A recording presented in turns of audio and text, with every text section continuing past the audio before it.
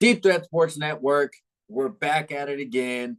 You guys always hear about us. Today it's actually Halloween here. It's Thursday. When you guys get this out, it's probably going to be Friday. But hey, just like people are dressing up like something they're not for Halloween, there's a couple teams that are dressing up like they're winners when they're not. There's also a couple teams that are winners that are dressing up like losers. So with that being in mind, we got some good games this weekend. Some really exciting stuff. Some games that are pretty much going to solidify our team's actually good, or are they going to cave? So again, we're going to do our game breakdown. We're going to give you all the information on each one. We're going to have a couple games where we just hit really quickly, and then we're also going to tell you where to watch them, because we always want to know where to watch them. If you want to watch them, you don't know where they're at, we got you. But right off the bat, we've got probably one of the most exciting games of the weekend, and this is one of those teams that I think truly need to solidify the fact that they are good. If they win this game, it solidifies everything for them. If they lose this game, it's going to prove a lot of people right. And I'm talking about Penn State. Ohio State is coming into Penn State at 11 a.m. on Fox. Why is this an 11 a.m. game? I don't know. This should be a prime time game. Hey, there must be something about the time, right? Or I'm missing something here. I don't know, Dave. First, actually, real quick, happy Halloween, Dave. Hope you and the kids and the wife had a great Halloween. I know it was a good time for us. Obviously, always hectic with the kiddos out there on the streets, walking around, trying to avoid the traffic, but that always makes for an interesting time. I guess Bryant's still out trick or treating. Who knows? He might be trick or treating with a brewski. But hey, man, happy Halloween to all those out there who celebrate. Yeah, let's turn the page here. Ohio State at Penn State, like you said, 11 o'clock on Fox, Dave. The fact that this game's at 11 still blows my mind. I mean, looking at this game all season long, I just kept fully expecting the time to be changed to a night game. This is one of the most anticipated games of the season, in my opinion. I've looked so forward to this football game. It almost, not to speculate and start up the rumor mill by any stretch of the imagination, but it almost feels like they're catering to Ohio State by this time a little bit. I mean, don't get me wrong. Penn State will still be rocking. It'll still be a sold out crowd. But man, I just cannot believe it's at night. But it's not. So I'm going to quit crying over spilled milk on that. Nothing we can do about that. One thing that really has my attention is Ohio State looks to struggle last week with Nebraska's defense. And man, if they struggled with Nebraska's defense, Dave, they are going to have fits with this Penn State defense. Abdul Carter and Jalen Reed are two of my favorite defensive players in the country to watch week in and week out. And those two guys are absolute playmakers for this Penn State defense. And I fully expect them to probably have their way, to be honest with you. Let's not forget, Ohio State's on their third offensive tackle, Dave. That's not good, man. That is not good when you're playing against this Penn State front. One thing I want to note on here, too, a little bit, is Ryan Day and James Franklin, the head coaches of both these programs, have both been accused of not winning the big one, and they both need this one. I can't tell you which one needs it more because I feel like they both really need it. But man, this would be a huge resume boost for them. This would be another one of those program boosts, catapult these teams in the right direction moving forward in the Big Ten. I also think if Penn State wins this, I also think that they are a front runner right there with Oregon for the Big Ten title. I know Indiana's still undefeated in conference play and can have their way too. But man, you guys all here know how high I've been on Penn State. I'm for some reason I am infatuated and in love with Penn State Well, this Collin, season. let me ask you a question, because I really want to see kind of where your mind's at with this. Yeah, If Penn State goes into Ohio State and Ohio State wins comfortably, I'm not saying they blow them out. I'm saying, let's say by 10 or more. If Ohio State wins this game, how hard does drop Penn State? Because then you look at all their wins and they're not crazy impressive. you know, uh, I don't know, Dave. Honestly, not to have a cop out answer here, but it's one of those. I guess I have to see what the other teams, around them in the top 10 do too, because when you lose to Ohio State, it's hard to move them down too much, right? Even if it is like, let's say 10 points. But also to your point, I kind of have down here in my notes that I want to talk about. I only see two outcomes in this game, really. I see an Ohio State could blow them out. I don't think there's any chance Penn State blows them out. I could see an Ohio State blowout, and I see but what I think is the most likely outcome, I see a Penn State close win. I see a Penn State single possession close win. You guys know here, I've said before the season started that I have Penn State winning this football game, and I've continued to beat on that drum that I'm not going to change my mind now because, Penn State's undefeated. I also talked on this network how one of my preseason bets was Penn State to win the Big Ten. So I'm going to continue to ride that horse, and if it comes up short this week, I mean, hey, man, they lost to Ohio State. So Who do you Ohio think? State's dominated them in the past. Who do you think has the best defensive line out of the two? Because I think that's what it's really going to come down to: who can stop the Mm. run. Because this is just Yes, man. a game. We might as well call it the Pennsylvania Marathon. I mean, This you're 100% correct, Dave. This game comes down to which front seven on defense can slow down the other team's run game. And what we saw last week, Dave, is Nebraska bully Ohio State up front. They got no push. Their running backs are two of the best in the country, and Travion Henderson and Quinshon Judkins. And neither one of those guys, I don't remember if they were both under 30 or both under 40, but I mean, I know they both had really, really poor games from the rushing standpoint. I know Ohio State's offense didn't look good, and they're lucky that Nebraska's offense is no better. So that really helps. That really helped them win that football game. So to answer your question, Dave, I'm going to lean Penn State here. I think Penn State can have a better defensive scheme against Ohio State due to the Ohio State injuries on the offensive line. I mean, I think that looms huge in this football game. This is not a game where you want to come in with injured players. And speaking of injured players, we saw Drew Aller go out last week in their football game against Wisconsin, and we saw the backup come in and looked pretty good and helped Penn State hold on to that football game and win it by a couple of possessions. So I think Drew Aller is going to play in this game, and if he does, I still love Penn State again. I also think that this Penn State defense needs to generate pressure on Will Howard and get him off his mark, because if he has time to throw the football, that receiving core is going to get open. I mean, Jeremiah Smith, Emeka Egbuka, Carnell Tate, these are all guys that are going to go get open. But I read today, Dave, that Tyler Warren is the highest rated pass catcher in the Power Four so far this season. he is. He is. Yeah, Penn State tied in. Tyler Warren is the real damn deal. I talked about him. I don't remember if it was last week or the week before. I mentioned, Tyler Warren. It's going to be a huge impact for them moving forward. Like, you don't normally think like, hey, my tight end is going to carry this team, but if Tyler Warren continues to play well, he could pretty much carry the team. Like, how wild is it? 100%, man. Team. It's usually the quarterback, the running back, wide receivers, whatever. Now it's the tight end. Well, he's very Brock Bowers-esque. If anybody remembers Brock Bowers from Georgia, he reminds me of him a ton, and I think he's actually been comped to him a few times, not trying to steal somebody else's thunder, but I get the same vibes from him, man.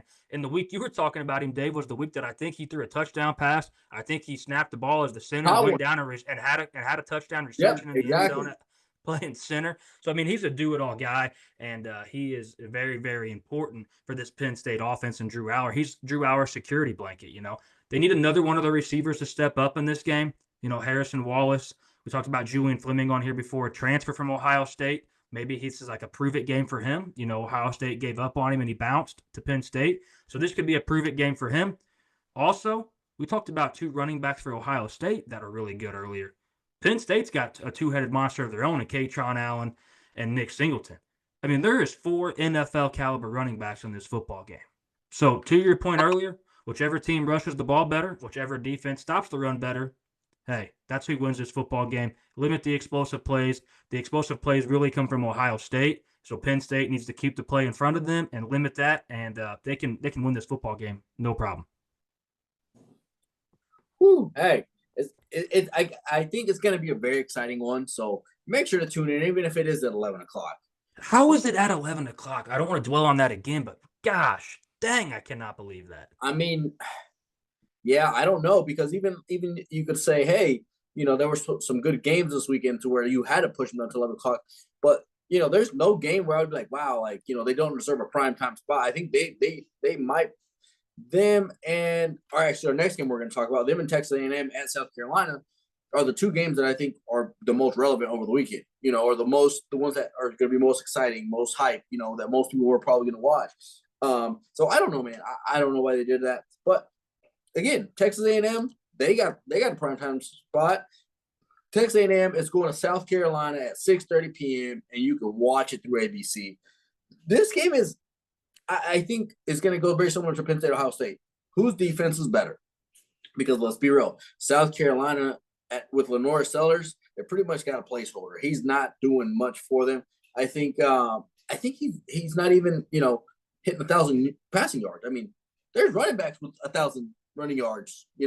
Like they got to figure out the quarterback situation. So I don't think South Carolina's quarterback situation is great. But yeah, I mean, for the most part, South Carolina doesn't have a quarterback. They do have a good defense. We know that. We've known that from day one that they have a good defense. But again, Texas A&M, I think they've kind of found their identity now. Like Marcel Reed worked for them. Now, granted, this is going to be where we're really going to test him because he is playing. Dave, do you think Marcel Reed starts or Connor Wegman starts? What's your thoughts on this? Because real quick, my thoughts are, I do think this game sets up better for Connor Wegman a little bit. I know that's crazy to say because last week we were all on Marcel Reed, and rightfully so. And I'm not going to blame Mike Elko if he goes with Marcel Reed. But I think this game could set up better for Wegman, actually.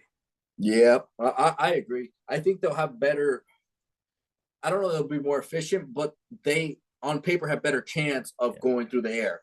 Through the air is going to be where they should shine. But again, can Connor Wegman have a game like he did against Mizzou? That's the only game he's really had this year where he's been like pretty darn good, The rest of it been kind of mediocre. So at this point, man, I'm starting Marcel Reed and I'm keeping Connor Wegman in my back pocket. I'm saying, hey, if he can't get the job done, I'm throwing you in and you better be able to throw the rock. Yeah. And that's really what because I think it just looked, it's one of those where he would look like a complete idiot if he starts Connor Wegman after Marcel Reed just had a performance like he did last week. It's tough, man. And everything I read is they're 50-50 on snaps. What were you saying? Sorry, go ahead. No, I was going to say, like, these are college kids. Like, they're making a lot of money. Like, you piss him off, he's just going to say, all right, I'm not playing anymore. I'm transferring. Yeah, not to go down that path too much here because we have all offseason to really dive into that stuff. But I agree with you, man. I do think that this is a situation where you probably see – one of those guys transfer out, and I would lean probably Wegman transferring out, especially if Marcel Reed takes this job over, and I think he will because he proved he can throw it too. I know last week we talked about how he only had, 2 passes, but hell, man, it was 70 yards for 2 passes. And one of them was a bomb, and it was on a dot. So, he can throw the football as well.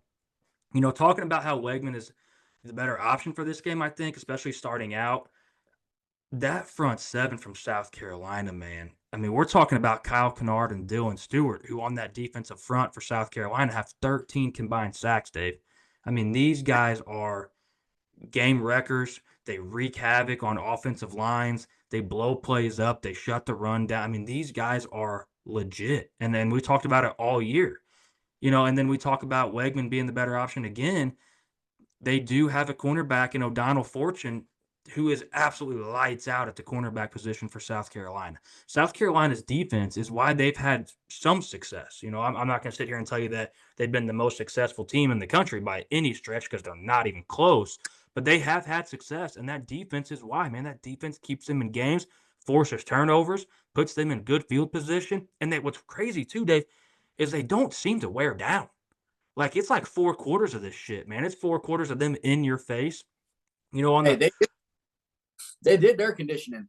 Yeah, man. They had a rough summer. It was rough. Oh God, man, and they've just really impressed me. They've really outperformed themselves, and I'm happy for them. South Carolina's a team that I find myself kind of pulling for every once in a while. But we've also talked here about how we think Texas A&M is the real deal, and I think Texas A&M's offense is just too much throughout the whole entire game. Like I just said, I think South Carolina's defense will be in their face from the start. But this A&M offense, this A&M team, even against adversity last week when they were playing LSU, they rose up to the occasion when they needed to. They bit down on their mouthpiece. They went out there and they won a football game. And I think all that does is build character, builds momentum, puts trust in their coach to put them in the right situation, make the right move to win a football game. I think you really see this Texas A&M team really, really come together now at this point. Now, this is a trap game, Dave. This is one of those games where you look at the headline right away and you're like, A&M, South Carolina, A&M's going to kick their ass. That could happen. We've talked about it though. South Carolina is one of those teams where you don't really want to play them. They're No, not you don't. they're not great on paper, but they're not bad on paper. And they're going to come in here. They're just here to ruin your season. They are the annoying little cousin of college football. That's exactly what Yes, they are. you're 100% correct, dude. I couldn't have said it better. They'll drag you in the mud and they'll beat you down while you're there, and they're just going to continue to wail on you the whole entire football game. But on the flip side of the Wegman conversation, maybe Marcel Reed is the better option. Maybe if South Carolina generates that pressure, Marcel Reed can get away from the pressure and go out and make some plays and extend the plays with his legs. So maybe that is the route they go to. I think there is a case for both these quarterbacks. From everything I understand, they're 50-50 on reps right now. But you touched on this a little bit, Dave. South Carolina's offense really isn't that good. Lenora Sellers is okay, I guess, nicely putting it. I mean, you talked about how he's under 1,000 passing yards. He's still under 300 rushing yards. I know he's banged up from time to time, but still, man, he's not great. And Nick Scourton from Texas A&M, who's going to be a first-round, talent on the defense side of the ball taken in the draft, is going to be in Lenora Sellers' ass all game long. Will Lee will lock down the best receiver from South Carolina, whoever they decide that be this game, all game long. This Texas A&M defense, we're talking about South Carolina's defense, this A&M defense has proved to be just as good. Just as good. I mean, they absolutely tore LSU to shreds in the second half of that football game last week. And LSU's offense is much, much better than South Carolina's. Let's be realistic. So as long as A&M doesn't get too high and then it kind of causes them to spiral and they look up at the scoreboard and next thing you know, they're down a couple points late in the game, they A&M should handle this football game. I do think it will be a good game. I think it will be competitive, especially from time to time. And I think what I'm looking forward to in this game, Dave, is you're going to see like high caliber players try to rise up and match up against other high caliber players. We're talking about Dylan Stewart and Kyle Kennard. We're going to see them try to rise up against this Texas A&M offensive line and try to put their team in a situation to win a football game. And I'm really, really excited for this game because of those reasons like that. So I don't know, Dave. It's hard for me to sit here and try to convince myself that South Carolina has a real chance to win this football game, even though it's at home and South Carolina can go absolutely apeshit as well. They can go as crazy with the best of them, and it'll be an electric atmosphere, especially at 6:30 at night. Oh, absolutely. It's going to be, those games are just awesome. And I want to talk about another game that's at 6:30 p.m. We got Louisville at Clemson. This is through ESPN. And Louisville, another one of those teams like South Carolina where they're not great, they're not bad, but you don't really want to play them. Another one of those. You don't do that. You're spot on with South Carolina and Louisville both. You don't want to play these two. Like you would love to avoid them because Absolutely. because to your point too, they're not good. You lose; those are really bad losses. Nobody's going to give you credit for And losing to those teams because if you win, it's not that great of a win, anyways. exactly. Oh, you should have won that game. Yeah, It's like okay, well, I just don't want to play them then. I mean, and here's the thing with Louisville. I think they're better than what their record shows. I mean, their only three losses are to Notre Dame, SMU, and Miami, which are three very good teams that we already know are very good teams. Dave, Notre Dame, you combine those three teams, and there's only two losses between the three of them, right? exactly, they're a good team. So, like, if you really look at Louisville and Clemson's only their hardest battle of the year, they lost it. You know, and like if they didn't lose, they got it was rough to a team that we now they know. got they got the shit kicked out of. Yeah, and now we know that Alabama's not as good as everyone thought they were at the beginning of the year. So I want to say Clemson takes care of this, but at the same time, Louisville, I think their quarterback's better. Would you agree, or what do you think, Collin? Um, Has Kate Klubnik shown anything? Anything? he's played pretty good against teams not named Georgia this season, but Dave, I totally agree with you. And I don't know if most people would, but I'd take Tyler Shuck over Cade Klubnik right now in a heartbeat, in my opinion. Tyler Shuck has played against the Miami team, and he went out there and went stride for stride with them, played extremely, extremely good. And I, I'm with you, man. I am a firm believer in this Louisville football team to make it a game. I think this line bouncing around between +10 to +12.5 is almost a disrespectful line to Louisville. And maybe we look wrong come next week, and we'll be the first to tell you if we are. We always do. But Dave, Louisville is a good football team. I mean, and to your point, those 3 losses, not bad losses. SMU's got 1 loss. Miami's got no losses. Notre Dame has 1 loss, and they shouldn't, to Northern Illinois. So, I mean, this is a really good football team. Now, I also know that this game being at Clemson is really, really tough because, Memorial Stadium, nicknamed Death Valley at night for Clemson, that place rocks. Dabo Sweeney running down the hill. I'm still waiting for the day that Dabo Sweeney falls down that hill running down there. I mean, because he sprints down that big ass hill, and it's only a matter of time before he gets rolled up on. But yeah, back to this. I mean, Louisville will give them a game, I think. And like you said, this is going to be their hardest game since Georgia. And there's been times for me that Cade Klubnik shows that the moment's too big, that, he can't rise to the occasion and maybe puts too much pressure on his shoulders. And also to back him up a little bit, their receiving core to me, Dave, is not that great.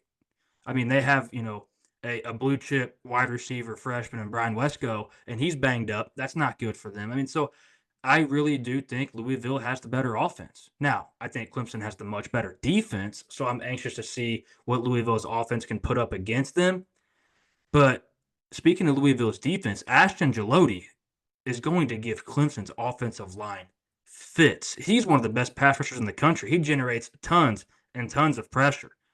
So it's a really good matchup, and I cannot wait to see how Dabo does in this football game because we see him in moments where it almost feels like it's getting too big for him at times. And obviously, I know he's won national championships, but we're talking about like in these really hard competitive games, it's almost like you can feel the tension with him a little bit. You know what I'm saying? Like it's hard to say that winning You national can tell championships, but he's stressed out. You can tell yeah, he but like is. yes, Can I like figure I this? have to get this. I have to win this football game. So that's really why I think this is also a really good matchup.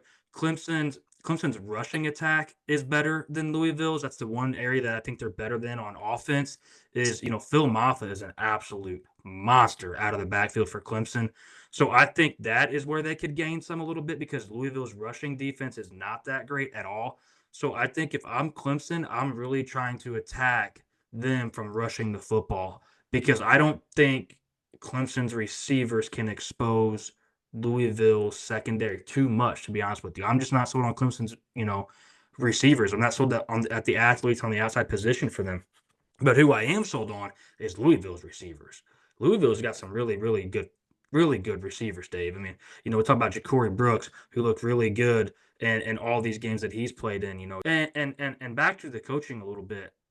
I think Jeff Brom's a legit coach, Dave. We've talked about him Oh, before here, where he's got Louisville on all cylinders. I mean, I'm a Jeff Brom fan, dude. I wouldn't be surprised if a big program picks him up. I'm not saying Louisville's not a big program, but you know what I mean by a big program, like an SEC team, like Yeah, man. Big 10, Seriously. Big 12. Like, We see some of these teams end up losing their coach, hey, let me ask you, Go Collin, ahead. which SEC team would benefit from a head coaching change? I mean, the obvious answer you want to say is Florida, right? Because I mean, all you hear is Billy Napier. We talked about it when the season was starting. But I think my exact words were Billy Napier this, Billy Napier that. Billy Napier's got a hotter seat than any seat in Florida in the summer. I mean, I think those are all things that we've said. So I feel like saying Jeff Brom would like benefit Florida the most is like the most obvious answer. I also think we could see Jeff Brown benefit a team like South Carolina. It's hard for us to say a team like Mississippi State because I don't think Jeff Brown would take a job like that in the SEC, considering he's already at Louisville. I feel like that's more of a lateral move. But yeah, I mean, there is a couple of teams that Jeff Brown could go benefit in the SEC. There's a couple of teams that Jeff Brown could go benefit in the Big Ten. We saw him have success at Purdue. And if you can have success at Purdue in the Big Ten, you can have success just about anywhere as a head coach. Purdue's a hard job, man. Purdue's one of the hardest jobs in Power Four football because just the way they match up in the Big Ten is not good. Their recruiting compared to the other teams in the Big Ten is not good. So I mean, Jeff Brown is legit as it gets, Dave. I love Jeff Brown.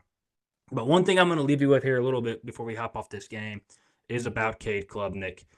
What Cade Klubnik can do at times, though, is if Louisville generates some pressure and he doesn't have receivers open, Cade Klubnik can get out and extend plays with his legs. He has proven that he can go pick up first downs and some, getting out of the pocket and rushing the football. So Cade Klubnik has impressed me there, and I think he has made strides since the Georgia game. That's also easy to say and easy to show because you're not playing teams the caliber of Georgia. So I'm really excited for this one. And I'm going to be honest with you, spoiler alert coming ahead. We have a play in this football game, and I don't think we're going to go the direction that most people want to go right as they read this football game. Oh man, well let's move into the ACC, Colin. We're going to talk about a big matchup that has big implications for that ACC spot in the ACC championship period, and the playoffs. We've got an undefeated Pitt going to play SMU at SMU. This is a 7 o'clock game through the ACC network, and I think this one's going to be interesting, and it's really going to come down to health because SMU's quarterback got hurt over the weekend. Pitt's quarterback also got hurt over the weekend. I think they're both expected to play, but I don't know that Pitt has a good backup. I don't know. We don't know who Pitt had.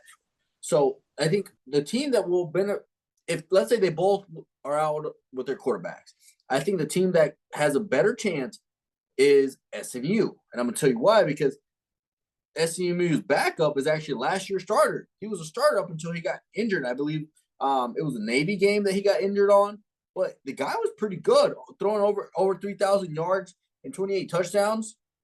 Not a bad Dude, back. well, Dave, if you remember Preston Stone, who you're referring to here for SMU, he was the starter coming into this season. Yeah, He just ended up losing the job to Kevin Jennings, and I would agree with you on this for sure. I mean, I do know who Pitt's backup is. He's not very good. Nate Yarnell, he's a junior. He's no Eli Holstein. And let's not forget, Eli Holstein's a freshman. What he's doing as a freshman here at Pitt, impressive. You know, and I love both these coaches. Rhett Lashley and Pat Narduzzi, great football coaches, great hard-nosed football coaches, guys you want to play for. Pat Narduzzi gets some of the best interviews. It's awesome. He's definitely one of those rare breeds at the head coaching position out there. Eli Holstein, though, being a freshman quarterback with 1,800 yards, 17 touchdowns, and 5 picks, dude, that's so damn good on Pitt because Pitt had no expectations, Dave, none. And right now absolutely. he's got Pitt undefeated and actually truly competing for an ACC title. And I can promise you, I don't know about you, but I can promise you, I did not see that coming. Oh yeah, I think Pitt for sure makes it to the ACC championship. That's how confident I am in Pitt. But I mean, I would say this game, if they win this game, they have a true an even better chance. but I will say I don't even know the line on this game. But I really think that SMU is a better team, and I know they have a loss. But dude, they have a loss to BYU, which is an undefeated number 4 team in the country, number 9 team in the country at this moment. That's a good loss. But I just think SMU is a better team. I really So, do. but you do think SMU's the better team, but don't, and you're kind of sold on Pitt too, though, right? Because I mean, don't you Oh, aren't that's you what I'm saying saying. that you think Pitt can make the ACC title? I mean, That's what I'm saying. I think this is going to be just it's going to be a very high scoring game or it's going to be a very boring game. There's no in between because they both have a lot at stake here. Like Pitt, this is your undefeated streak. You beat SMU, now you look even better. You're moving up on the rankings. If you're SMU and you get a win against a previously undefeated Pitt, now they kind of brush away that BYU loss. And if that's your only loss, a BYU loss, when you just knocked off an undefeated Penn State, no one really cares about that BYU loss, especially if BYU keeps winning out, which I think they probably will win out. oh, I think so too. Especially because SMU's loss isn't in the conference. I mean, you talking about the BYU. I mean, they're both undefeated in conference play at this point. I Yeah. mean, they're both in a neck and neck race to go play Miami. I think is who's going to be in the title game in the ACC. I don't think it'll be Clemson. I think, to your point, I think it'll be I think it'll be Miami for sure, and I think if SMU wins this game, it's Miami SMU. I think if Pitt wins this game, I think Clemson has another chance to get back in the title game against Miami. Those are my true thoughts. But this is also a really intriguing matchup because both these defenses are top 12 ranked defenses against the rush. And SMU really leans on the run game quite a bit. I mean, SMU running back Rashard Smith is an absolute X factor for them. He's got 745 yards, 9 touchdowns this season. And if we have an injured, banged up quarterback in Kevin Jennings, or you have backup Preston Stone come into the game, you're really going to lean heavy on Rashard Smith to run the football. And Pitt is actually really good against the rush. So, I mean, it's just going to be super interesting. Again, I mean, all these games that we're talking about here all have their wow factors about them, all being different. I also think SMU defensive lineman Elijah Roberts is uh, I almost dropped the F bomb right there. That's how much of a stud I think he is. I mean, he leads the Power Four in quarterback pressures. This guy is a machine. Talk about a guy that wreaks havoc and an X factor on the defense side of the ball for your team. Just truly to go get it type guy for them. And if he can get a push and slow down Pitt and get Oh, in I Eli think Holstein's face, whew. it could be a game changer because if he's able to apply that pressure to Eli Holstein, especially if he's not 100%, if he's still a little banged up and he's getting pressured, he gets hit a couple times real good, Hey you may man. be done for the game, and now you really have to play your backup. So I think Also, how do you think truly SMU should have lost last week to Duke? I mean, they yeah, completely I agree. blew it and they completely melted down and they should have lost that game. How do you think they responded? How do you think they come out in the first half? Did they come out at home looking to like prove a point and be like, okay, we got away with one. We're gonna get back on this horse, pun intended, because they're the Mustangs. And like, we're gonna ride this thing and we're gonna punch Pitt right in the mouth, or do they come out kind of that lackadaisical? I mean, what? How do you think they truly respond on this football game? Man, I think if you're SMU's head coach, you like after that close loss, you're still pissed. Like you should still not be. This shouldn't. You shouldn't be happy. I mean, yes, you should be happy that you won the game, but you should realize, hey, there's a lot of things in a lot of ways this could have gone bad for us. So at this point, you're turning around and playing an undefeated team. Like I see any, playing around, locker room, whatever. Hey, we got Pitt this weekend. And if you guys want to make a chance at the playoffs, if you guys want to make a chance at the ACC, we have to win this game because if they lose this game, they're going to drop significantly in our rankings, the AP rankings, everywhere. If both quarterbacks look healthy and both quarterbacks play, this game could be a shootout. I mean, both these Yeah. teams score right at 40 points a game. I think SMU is a tick under, like 39 and a half. But I mean, both these teams can ramp it up on offense and score points. So I think this game has every opportunity to be a shootout. If you like offensive games, I think you could see it here. And I think the winner of this game is in really, really good position. I mean, after this game, both these teams combined would be 15-2, and nobody saw coming into this game a situation where after this game wraps up, it ends with 15 wins and 2 losses between the two of them combined. Because right now they're sitting at 14-1 combined with 0 losses in conference, and I cannot express to you enough how I didn't see this coming from Pitt. If you go back and watch our shows early on, we talked about how we thought SMU has a chance to come in here and make an impact in year one in the ACC, and they've done that. And when they lost to BYU, we kind of looked not the most intelligent there for a minute, but that BYU loss, like you talked about earlier, Dave, it's a damn good loss. I mean, if there's And it's such a thing great as a good loss. loss, that's a good loss. They lost essentially by a field goal. Like it's a I think it was 2 or 3 points, right? I mean, yeah, it was so 3. It was 18-15. we could really be talking about a situation where these two teams are 15-0 combined. Could you imagine that? I mean, good Lord. This is also, I think SMU is like a 7.5 point favorite. So, I mean, that's coming off that lackadaisical second half against Duke where they blew it. I mean, that's a pretty generous line.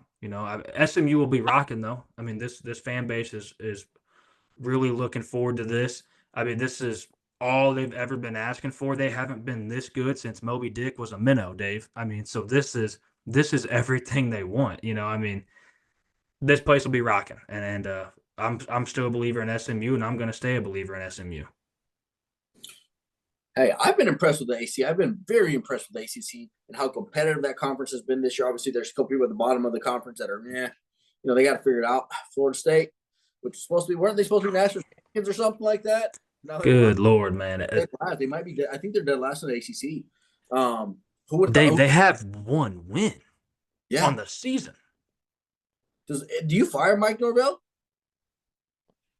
How do you not? I mean, I'm sorry, but like with you being a Florida State, that would like for example, let's say No, let's you let's don't say, fire him.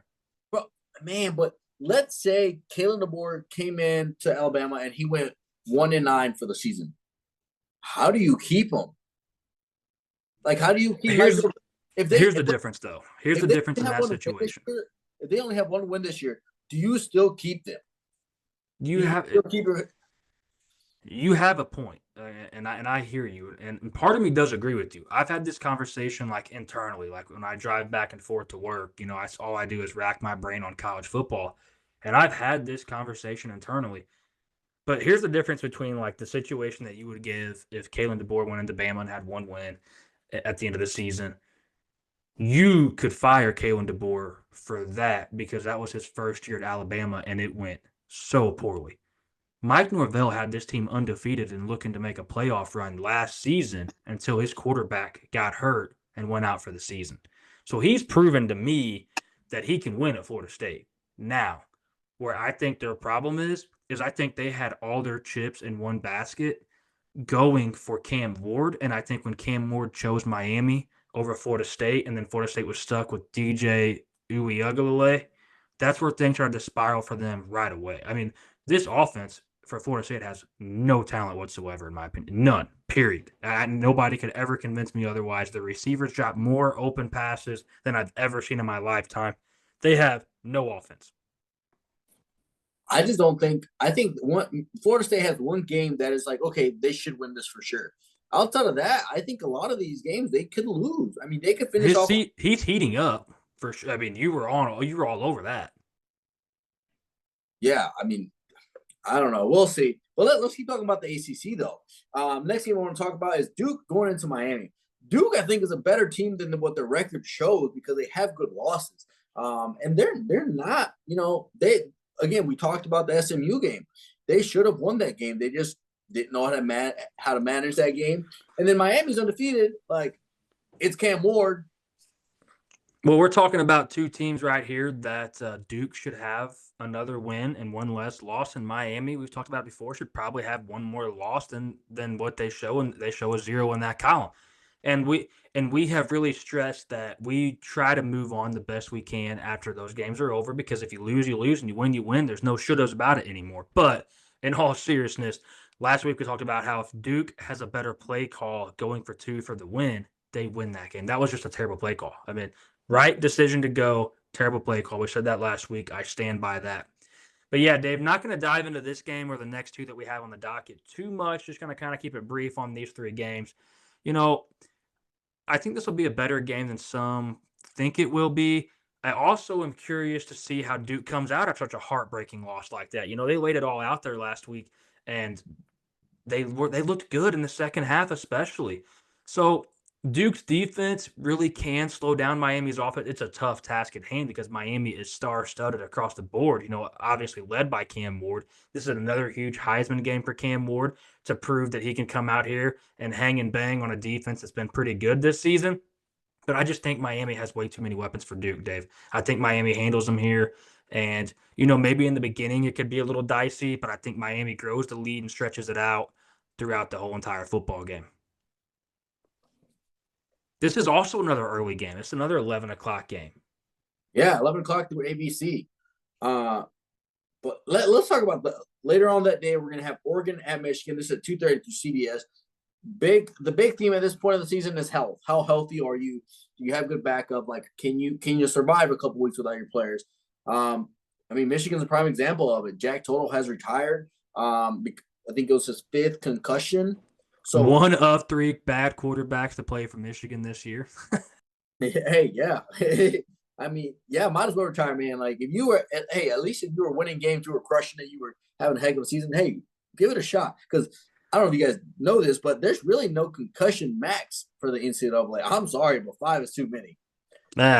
Way too many, especially when you're not that good. I know that sounds terrible. But if you're competing for a starting job against Davis Warren and Alex Orji, hang it up, man. I mean, the future is not bright for you in football. I know that sounds so harsh, but this is just the harsh reality of it, man. Where when you're competing, at the highest of high levels, and you're the quarterback for the reigning champ Michigan, and you can't maintain your job against two other guys that are not very good, and now you just had your fifth concussion, get out, man. Get out. Don't jeopardize your health long term in life. Try to live a healthy life from this point forward. But yeah, man, Michigan still has no offensive identity. We've talked here before how really all they have is the rushing attack, and then that is good. And but we've had games, and there's been times where that wasn't good either. Sharon Moore is a knots. We're talking about another coach that's taking over a program that doesn't look that great, and I think this job is too much for him. Not to spend too much time on him. Let's talk about the game a little bit, but I really do think this is just too much for him, Dave. I don't think he can handle it all. I don't think he's really cut out to be the Michigan head football coach. And maybe he does have a long career there, but I don't think it is. And we've said that before in previous episodes that we don't think it's long term for him. Now, one guy that really does have a team operating on all cylinders and has a long career where he's at is Dan Lanning at Oregon. They are the number one team in the country for a reason. We've had them as the number one team in the country for a while now. We've had them going undefeated before this season started. And this is just another bump in the road for them. And I think they handle it with no problem. This is another Heisman type campaign game for Dylan Gabriel, who's competing at the highest of levels right now. Looks to be totally different than he did in the first couple of weeks. He's throwing it all over the field right now instead of just the outside. I mean, he is lighting it up. They look good. Jordan James at running back for them looks incredible. They have incredible receivers in Tez Johnson and Evan Stewart. I mean, this is a really, really good football team. As long as they can handle the big house, because it's going to be packed at Michigan. I mean, it's going to be a packed place. That they're going to be up for this one. Even though the fans probably know they have no shot, it'll still be a sold out crowd. It'll be bumping. Handle the moment, and I think Oregon just continues to roll. Hey, absolutely. And to your point about Sharon Moore, I mean, yeah, if you're a smaller program, like maybe you can give him another shot, another year. But you're Michigan, like you're supposed to be good every single year. Like you don't have time to wait for you to develop a team. Like we need somebody who's going to come in here, get it done from the beginning, and go. Well, like we said before, Dave, like you knew coming into this season, these were your three quarterbacks. Like you had all offseason after the transfer window closes. You knew these three were your quarterbacks. Like, how did you not get? I know they're not very good, but how did you not get some kind of scheme built for them coming into the season? How are you still having quarterback issues in week 10? It's not like, let me preface that because like Texas A&M, we could use them as an example, having a quarterback controversy in week 10. That's because they've had two quarterbacks play at a high level. We're having a quarterback battle because we've had three quarterbacks now, too, because Jack Toto retired, that are playing at a piss poor level. Like, how did you not set them up for better success than what you have so far? If they're not good, they're not good. But shit, dude, run the triple option with Alex Orji or something. I mean, stop going back and forth, spreading it out when you have no receivers that are very damn good and your quarterbacks can't put the ball in their hands anyway. Comes back on coaching. 100%. 100%. You just, I think you do make a change at the quarterback position or at the head coaching position and definitely at the quarterback position. But I want to talk about another game. Let's talk about a game that's going to be an SEC matchup that I think is going to be a very exciting one, truthfully. This is Florida going over to Georgia, 2:30 p.m. ABC. If you look at it on paper right now, most people are going to say Georgia's going to blow out Florida. But truly, I don't think so, man, because I that was my first thought too. And I said, you know what? Let me do a little research, a little digging here and there. And man, I mean, Florida has maybe the hardest schedule in college football. I mean, hey, I'm gonna stop you right there. Ain't no maybe about it. Exactly. Well, and just to prove my point, their three losses are to top 25 teams. They already played Texas A&M. They already played Tennessee. They also already played. Who else did they play? They played Miami. That was their first game of the season. You imagine playing Miami in the first game of the season? So their losses are to top 25 teams, and from here on out, holy smokes, does it get rough for them. They played Georgia over the weekend. Then the following weekend, they played Texas. Then the following weekend, they play LSU. Following weekend, they play Ole Miss. Man, by the time they get to the Florida State game, it's going to be a competitive ball game because Florida's just play. No one's gonna. Dude, listen to what you just said. They have Miami on the schedule, A&M on the schedule, UCF on the schedule, Tennessee, Georgia, Texas, LSU, Ole Miss. God, dude, unbelievable, Dave. It is truly un. I don't know who they pissed off, and we've said that before too. I don't know who they pissed off, but goodness gracious, man. But let's give them a little bit of credit, though. I mean, that Tennessee game, they could have won that football game. Yep. And now they lose Graham Mertz. Not now. He's been out a little bit now for the season. But DJ Lagway comes in and takes this over. A star-studded blue-chip quarterback freshman. We've been high on DJ Lagway. And, man, he hasn't been the reason they're losing. Like, he doesn't stick out like, man, if they just didn't have DJ Lagway. Like, I haven't said that yet. I haven't watched the game and truly said that. He's got 5 touchdowns, 5 interceptions with barely over 1,000 yards. But he runs the ball a lot more, though. The 1,000 yards thing for me that isn't too crazy because he wasn't starting right away. Then he gets thrown into some football games. And the interception thing, yeah, it's not great, Dave, but this is a true freshman that's playing the schedule that we just read off.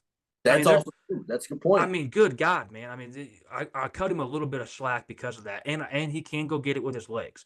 I think he is the better option for them than Graham Mertz. I also think this is a better – not that they had a choice because of Mertz being hurt, but I also think this is something that Billy Napier can show to try to keep his job for next season. And we talked about that before too. Like, hey, I'm the one that got DJ Lagway in here. I recruited him. Like, this is what I have in the future. This is what I'm building for is a team, is a Florida Gators offense with DJ Lagway as my quarterback, and I can hold on to him throughout the transfer portal if you keep me as coach. So I think there's a lot of reasons that this DJ Lagway thing sets up better for them.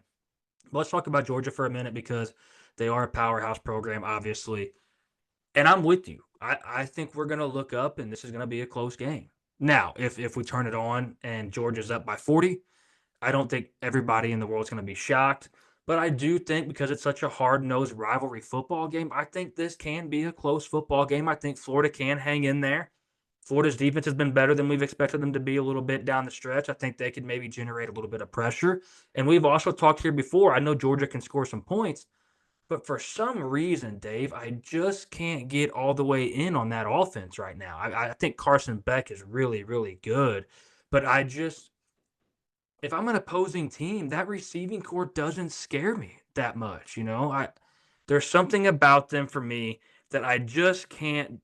I don't know, man. It's really, really weird. I mean, Smith and Lovett are good, reliable receivers, but they're not true difference makers, I don't think. And No. that's why I think Florida can hang around a little bit. Yeah, I agree. But hey, my thing is, I don't know why everybody's so on Billy Napier, like, oh, he's gonna lose his eye, he's gonna lose his job.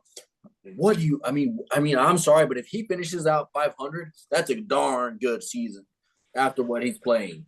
I think if they wrap it up at 500, I think he's safe, especially if Lagway continues to improve throughout the season. I mean, less than that, Dave, I'm going to be honest with you. Florida is known for, going to championships, winning some titles, having success, the Urban Meyers of the world. I mean, they don't accept mediocrity at all in Florida. They don't care what the schedule looks like. Those fans do not give a shit. For the last 5 years, I feel like.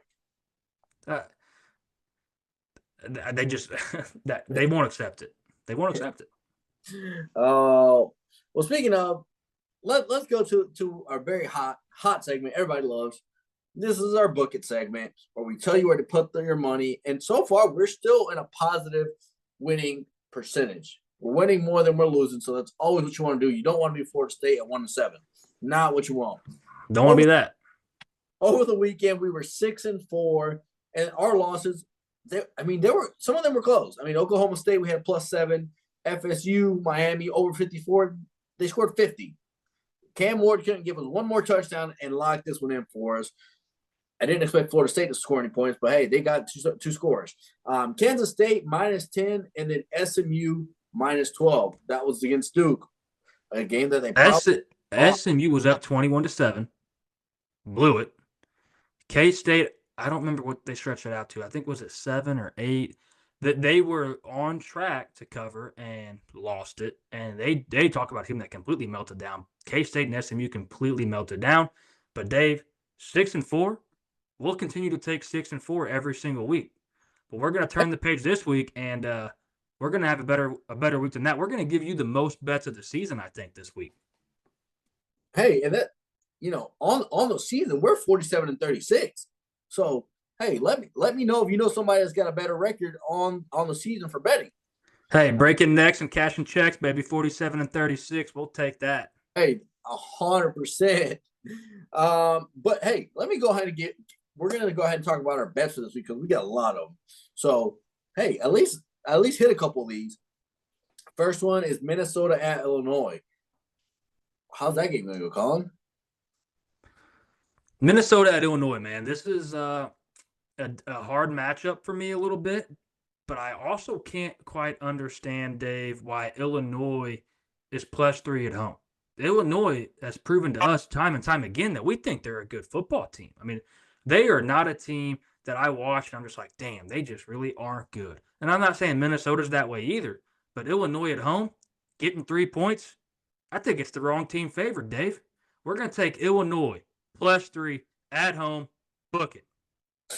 Hey, and hey, another go we got is Ohio State at Penn State. We talked a lot about it already. So tell us, what do we got, Collin? Hey, Dave, before we even talked about our book it segment this week, you already knew that I was going to take Penn State. So, Dave, I'm not going to waste too much time on this. Ohio State at Penn State, still bullshit at 11 o'clock, but I'm going to get past that yet again for the fourth time this episode. Penn State +3.5. We're buying the hook. Make it 4. Dave, you can book that shit even though you don't want to. Trust me on this. Trust the process. Penn State +4. Hey, don't follow this one. If it doesn't hit next week, remember I was right. Or actually, week, remember I was right. If Penn State wins and this does hit this next week, Dave, you may want to take a week off from the show because I'm going to ride that ass like a huffy because I have been trying to get you on this Penn State train forever. Also, don't forget, everybody out there, real quick, these lines are subject to change. When we film this show, this is what they sat at. So if we tell you Penn State +4 and it gets down to Penn State +1, I'm gonna tell you to take it because I feel comfortable with that. But at that point, you do what you want to do. We can't be held responsible for your +1 take if you get on the line late. This is just where we have it at right now. Whew. Well, let's talk about Virginia Tech at Syracuse, Collin. How competitive is that one going to run for us? Dave, we got 2 plays in this one. We're going to come at you 2 in the same game. Virginia Tech at Syracuse. We're taking Virginia Tech -4. We're also taking Virginia Tech Syracuse over 53.5, buying the hook, making it 53. That's a bang for your buck right there, Dave. 2 in the same game. We love it. Virginia Tech -4, Virginia Tech Syracuse over 53. Dave, tell the people. Book it, baby. Book it. Let's go, baby. Oh, boy. Let's see. This one I'm excited about. Indiana at Michigan State. Does Indiana take care of this one? I don't think Michigan State's very good, Dave. And I'm here to tell you that Indiana continues to impress. There is not a good me. program in Michigan. There's not a good program in Michigan. Hey, not a good program in Michigan this year at all. Period. Do you think you would have ever said that there was not a single good program in Michigan? That's like saying there's not a good program in Texas. Nah, I mean there's so many more big schools in Texas, but I'm with you. I mean, both of these teams being down at the same time in Michigan's not normal. Hey, maybe there's not a good team in Missouri. Let's go with that. Now that's not. I mean, that's not a shock either, though. That is the opposite side. That's not a shock at all. But Dave, you know what? I'm gonna backtrack. SEMO, baby. SEMO's ranked in the top 10 in the FCS. There's a good football program in Missouri. The Red Hawks? SEMO Red Hawks, baby. Tune in. Hey. Tune in and watch a little SEMO football. All right, back to the. Let's stay on track here. I love it. Go SEMO, though. Indiana at Michigan State. Michigan State's not very good, Dave. Curtis Works' health is a question. He has that thumb injury. But even without him, the backup looms to be very damn good and reliable. Indiana, -7 at Michigan State. Book it. Hey, I just play the backup. Go ahead and play the backup. If you need Curtis Work, throw him in there. But if you don't need to, don't play him. We talked a little bit about this before. Indiana's toughest games are ahead of them. Indiana, if I am them, I don't think they're going to struggle even with the backup against Michigan State. So to your point, Dave, I would probably give Curtis Rourke another week off, let him heal up, because I'm pretty sure Indiana goes to Ohio State next week. Oh, sorry. Indiana has Michigan at home bye week, then Ohio State. So those are actually two tougher games than the Michigan State game. I'm looking at it now to make sure I got that right. I would I don't know. You don't want to look dumb and then end up losing the game because you don't play Curtis Rourke and then you put yourself in a pickle. But I think they'll be okay. I'm comfortable with this -7 with or without Curtis Rourke. All right. Another game, Kansas State at Houston. I know Kansas State's covering this one. Hey, we also got two plays for you in the same game in this one. Kansas State at Houston. We're going to take K-State Houston over 45 in this football game. I feel like that's a little too low, I think it's probably 5 points too low. I like it. I like the way this sets up on the model for us. So K-State Houston over 45. Kansas State -12. We will continue to lose money on them if we have to. K-State -12 against Houston. Houston's not very good. Dave, you can book it and book it. We love them both. All right, this is an exciting one. A&M at South Carolina. Heck of a game it's probably going to be, with A&M probably taking the win. But we'll see. What do you think? Hey, Dave, we just rolled the dice and we got snake eyes. We got two plays for you in this game as well. We love some overs this week. Texas A&M out South Carolina. We're going to take over 44. I feel like that's also a little bit too low, even though both these teams have some good defenses. I feel like this game sets up where both these teams can go out and score a little bit of points here every now and then. Texas A&M -3. I feel like that's also too low. A&M -3. A&M South Carolina over 44. Two in the same game. Dave, tell them. Book it, baby. Lock that one in. Book it and book it because we got two of them. Hey, a little book it squared. I like that. All right. How about Louisville at Clemson? We talked about how this game is going to be a fun one. Tell me Louisville's going to win this one. I can't tell you I think Louisville is going to win this one, Dave. But what I can tell you is I think Louisville covers in this one. Louisville +10. This is one of my favorite plays of the week. It's not one of those whale plays like we talk about every once in a while or a mega bet. This is just if you bet in units, maybe crank it up another unit. I really do like the Louisville +10 play in this one against Clemson, Dave.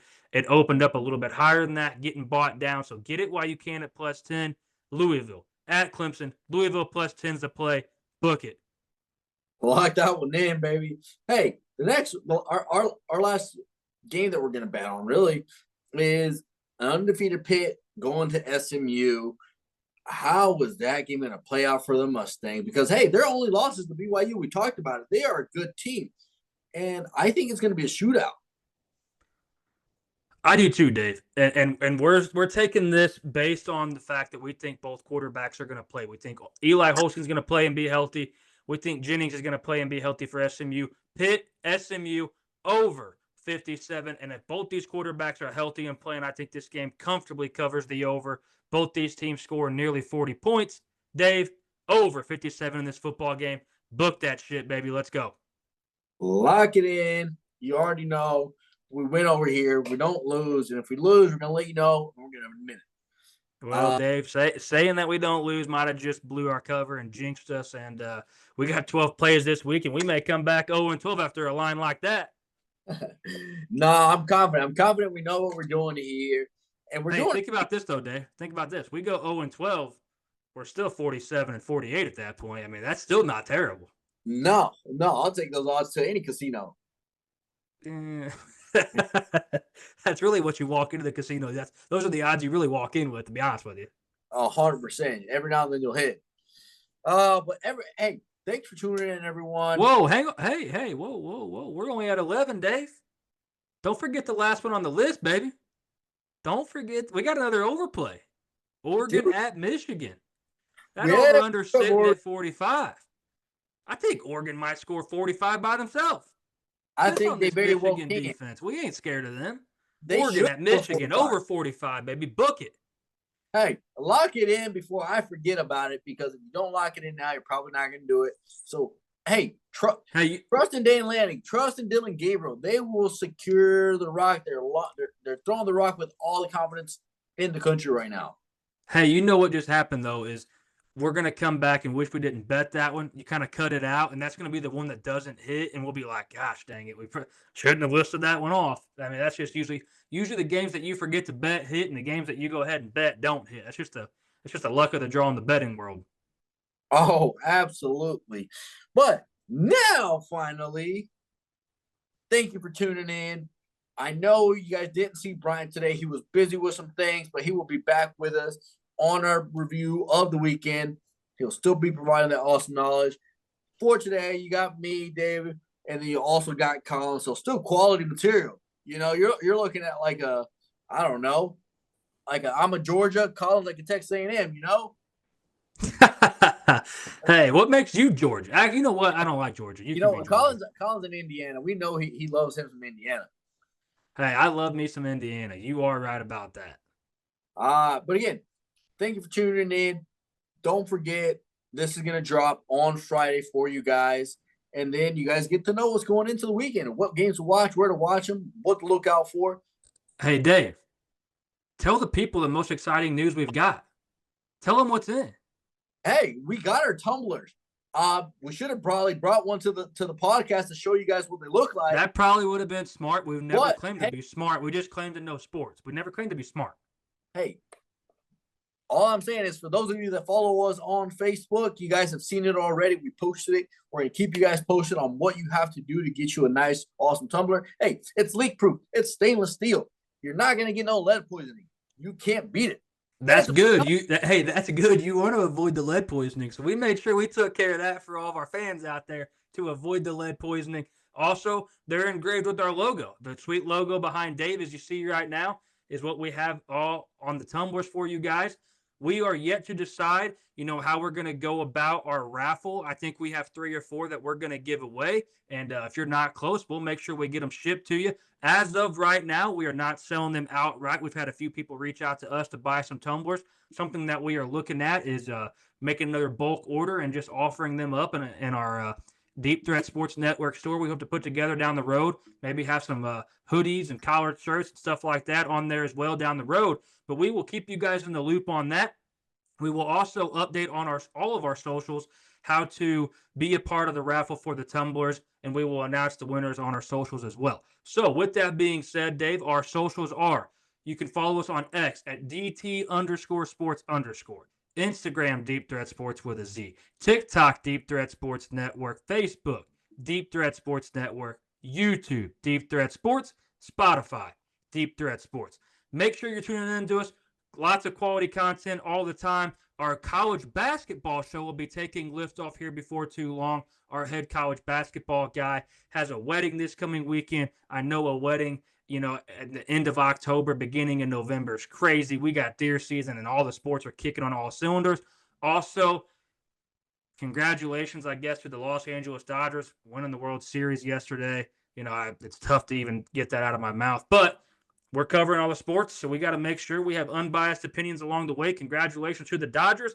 Be on the lookout for college basketball. Our NHL shows on all cylinders right now. NASCAR is on all cylinders, going into a championship race in 2 weeks. Everything. NFL shows on all cylinders. I mean, we are coming at you live from every single direction that we can. Make sure you're tuning in, following our socials. Dave, we'll be back next week. We got 3 episodes next week coming out for the fans. Can't wait for that. But hey, man, until next time, peace.